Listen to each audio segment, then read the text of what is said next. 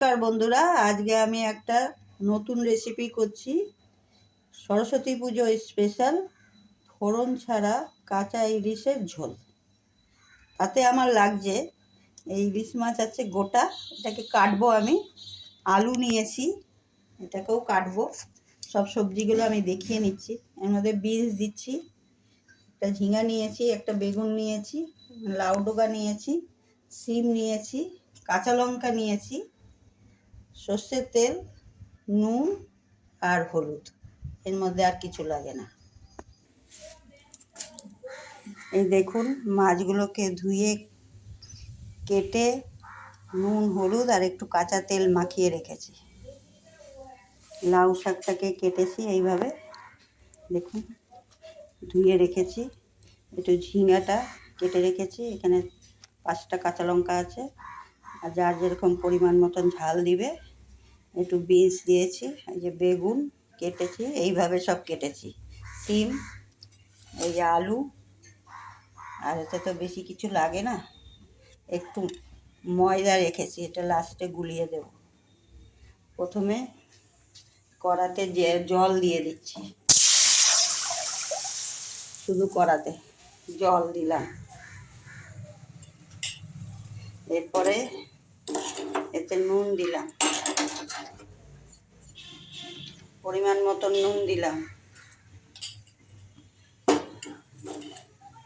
একটু হলুদ গুঁড়ো দিলাম, ছোটো চামচের 2 চামচ। এইবার এই একটু সর্ষের তেলটা বেশি লাগে, সর্ষের তেলটা এর মধ্যে দিয়ে দিলাম। 100 গ্রাম তেল আছে এখানে, অনেকটা সবজি তো। এর মধ্যে আমি একে একে সব সবজিগুলো দেব। আলুগুলো দিলাম,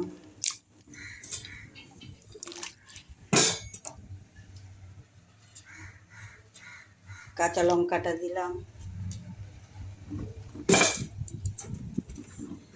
ঝিঙাগুলো দিয়ে দিলাম, সিমগুলো দিয়ে দিলাম, বেগুনগুলো দিয়ে দিলাম, বিনসগুলো দিয়ে দিলাম, লাউ শাকটা দিয়ে দিলাম।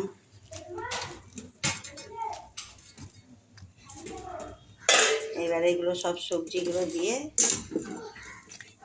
ফুটতে দেব, ফুটতে সিদ্ধ হতে দেব।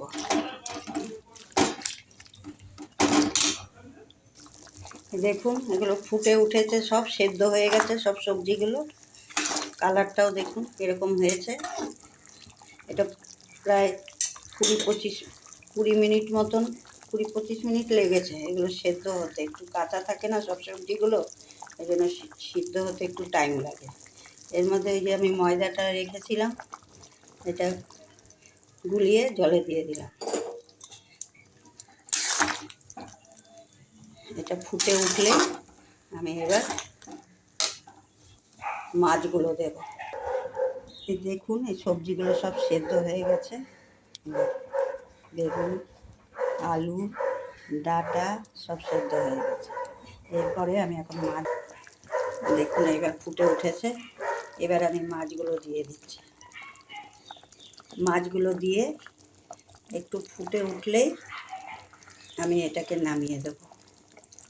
মাছগুলো একটু সেদ্ধ হলেই ঝোলের সাথে মিশে যাবে, খেতেও ভালো লাগবে। এই দেখুন, এটা ফুটে উঠেছে, মাছগুলো হয়ে গেছে। দেখুন, মাছগুলো হয়ে গেছে। এখন আমি গ্যাস বন্ধ করে থালার মধ্যে রেখে তারপর দেখাচ্ছি। দেখুন, মাছটা রান্নার পরে এরকম হয়েছে। এটাকে আমরা সেদ্ধ ঝোলও বলি, ইলিশ মাছের সেদ্ধ ঝোল। এটা এমনি করে একবার বানিয়ে খাবেন, দেখবেন খেতে খুবই টেস্টি লাগে। দেখুন, ঝোলটাকে আলাদা রেখেছি, মাছগুলোকে আলাদা রেখেছি। কেন, এই ঝোলে, এই মাছে একটু ঝোল না দিলে ঝোল খাবে না। আমাদের একটু ঝোল লাগে, যাদের কম লোক তারা পরিমাণে কম ঝোল দেবেন।